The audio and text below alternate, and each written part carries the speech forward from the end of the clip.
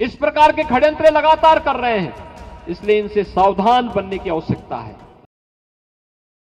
2 नवंबर की रात एक युवक ने यूपी 112 पर फोन कर कहा, योगी को गोली मार दूंगा।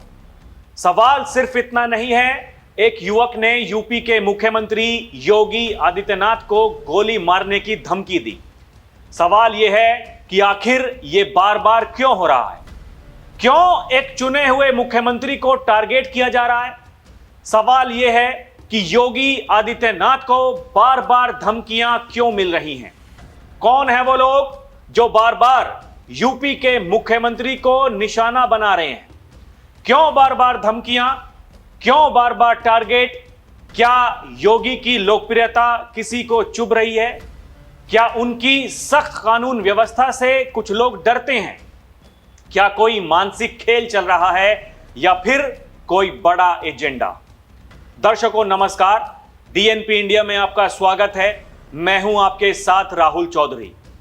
सीधे सीधे मुख्यमंत्री योगी आदित्यनाथ को गोली मारने की धमकी दी जाती है, मोबाइल ट्रेस हो जाता है, पहचान होती है। प्रयागराज का एक युवक यह सब कर रहा होता है, पुलिस पहुंच गई, केस दर्ज हुआ, लेकिन असली सवाल यहीं से शुरू होता है कि आखिर ऐसा क्यों?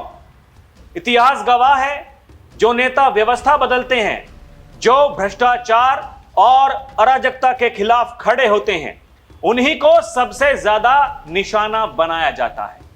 सवाल है कि क्या योगी आदित्यनाथ की बढ़ती ताकत ही उनका सबसे बड़ा खतरा बन चुकी है?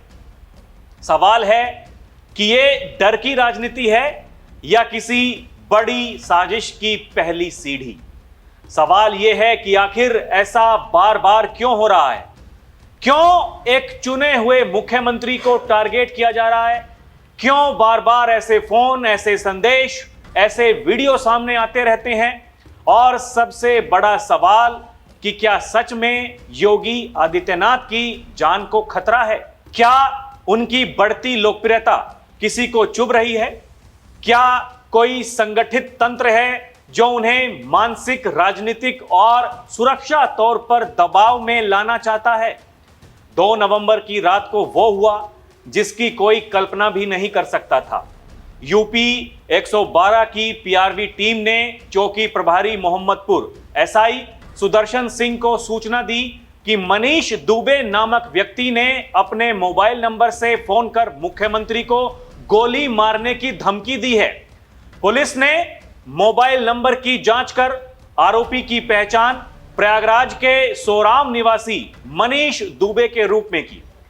पीआरबी कर्मियों ने आरोपी से 2 बार संपर्क करने का प्रयास किया। पहली बार उसने अपनी लोकेशन चारबाग लखनऊ बताई, दूसरी बार प्रयागराज, फिर उसने फोन बंद कर लिया। मामले में एसआई सुदर्शन सिंह ने अभियोग पंजीकृत कराया है और एसआई देवेंद्र प्रताप सिंह को विवेचना सौंप दी है। कोतवाली नगर पुलिस ने आरोपी के खिलाफ मुकदमा दर्ज किया। उसके बाद पुलिस टीम आरोपी तक पहुंच गई और उसे पकड़ लिया गया। पुलिस पहुंच गई, केस दर्ज हो गया, लेकिन कहानी यहीं खत्म नहीं होती, क्योंकि यह पहली धमकी नहीं है और ना ही यह आखिरी लग रही है। सवाल फिर वही उठता है, क्यों बार बार योगी आदित्यनाथ को धमकियां मिल रही हैं? क्या यह सिर्फ शरारत है? क्या यह नशे में की गई कॉल है या फिर कुछ और? क्यों कोई मुख्यमंत्री को इस तरह की धमकी देगा? कई लोग कहेंगे कि भाई सोशल मीडिया का जमाना है, आजकल हर कोई कुछ भी कह देता है, लेकिन हर किसी को पुलिस ट्रेस कर नहीं पकड़ती। जब तक खतरा गंभीर ना हो, जब बार बार धमकी दी जाए, जब पैटर्न रिपीट हो, तो सवाल उठता है, क्या यह इत्तेफाक है या फिर कोई योजना? भारत की राजनीति में कुछ नेता बस नेता नहीं होते, वे नैरेटिव होते हैं, वे आइडियोलॉजी होते हैं, वे सिस्टम चेंजर होते हैं। योगी आदित्यनाथ उन्हीं चेहरों में से एक हैं। सवाल यही है, क्या योगी आदित्यनाथ की बढ़ती लोकप्रियता इस तरह की धमकियों की वजह बन रही है? क्या उनकी नीतियां किसी को परेशान करती हैं? क्या उनकी छवि कुछ लोगों की राजनीति के लिए खतरा बन गई है? सोचिए, एक पक्ष उन्हें कठोर प्रशासक कहता है, दूसरा पक्ष उन्हें आयरन मैन ऑफ स्टेट कहता है और तीसरे पक्ष को उनसे डर लगता है क्योंकि उन्होंने कई षड्यंत्रों को तोड़ा है। तो क्या धमकियां लोकप्रियता का बाय प्रोडक्ट हैं या फिर विरोधियों की रणनीति? दुनिया का इतिहास उठाकर देख लीजिए, जो नेता व्यवस्था बदलते हैं, जो अपने दम पर भीड़ खींचते हैं, जो सिस्टम को चैलेंज करते हैं, उन्हें टारगेट जरूर किया जाता है, चाहे वो दुनिया के बड़े नेता हों या भारत के लोकप्रिय चेहरे। इतिहास में धमकियां, षड्यंत्र, हमले, ये सब ऐसे नेताओं का पीछा करते हैं। तो क्या ये भी उसी राजनीतिक साइकिल का हिस्सा है? ये सवाल आज हर नागरिक के दिमाग में है। ये सिर्फ धमकी नहीं, ये एक इंटेंशन टेस्ट है, ये सिस्टम की चेकिंग है, ये सुरक्षा की चेकिंग है।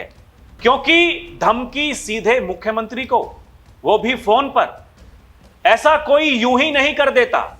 यहां सवाल गंभीर है कि क्या योगी आदित्यनाथ की सुरक्षा पर्याप्त है? क्योंकि ये वही नेता हैं जिनके नाम पर यूपी की कानून व्यवस्था का मॉडल बाकी राज्यों में चर्चा का विषय बनता है, और वही नेता लगातार टारगेट। अब सोचिए, धमकी देने वाले का असली मकसद क्या है? डर फैलाना, ध्यान आकर्षित करना, राजनीतिक एजेंडा, मानसिक अस्थिरता या कुछ और बड़ा? आज योगी आदित्यनाथ सिर्फ एक मुख्यमंत्री नहीं, वे राष्ट्रीय चर्चा का विषय हैं। क्या ये धमकियां इस वजह से हैं जो सबसे ऊपर आता है उसे सबसे ज्यादा घसीटा जाता है? भारत की राजनीति में कुछ लोग उभरते हैं जो इतिहास बन जाते हैं।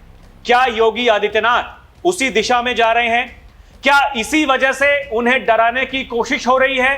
क्योंकि अब तक मिली धमकियां, सोशल मीडिया पर अभियान, कानूनी चुनौतियां, नैरेटिव वॉर, क्या यह सब इत्तेफाक है या फिर एक साइलेंट प्लान?